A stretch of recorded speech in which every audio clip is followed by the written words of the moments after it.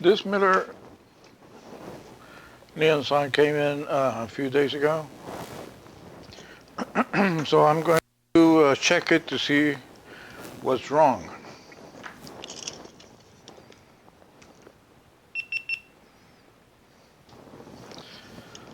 First of all, the apparent or obvious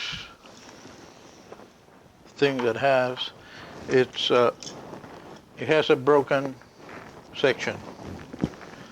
This one that goes all around the sign.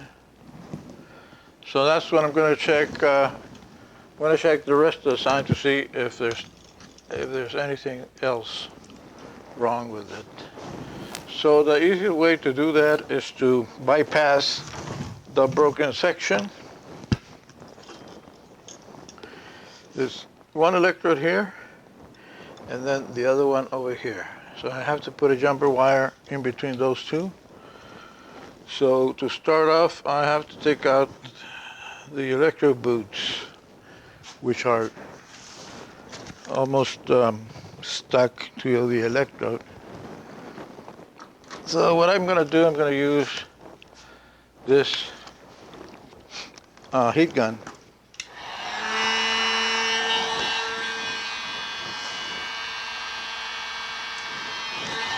I'm going to heat the electrode cover.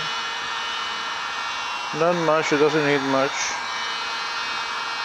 Just a little bit. And I'll see if it comes loose. Yes, came loose. Now the other one.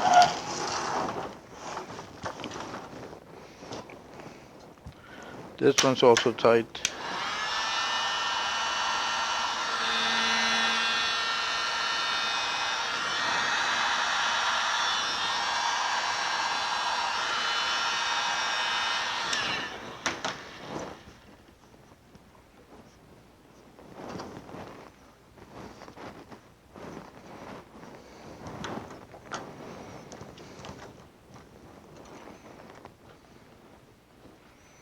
I can see the wires here. So that's good enough to check the sign.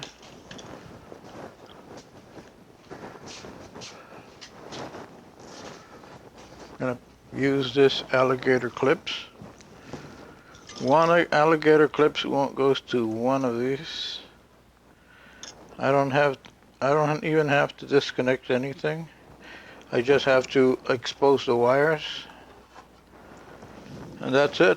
Now I'm going to test it to see if everything else works.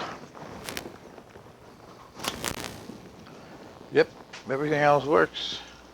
As you can see, the Miller neon works, and then there's another section inside this box that also is working. So it's only the broken outer piece. Now I have to take it out.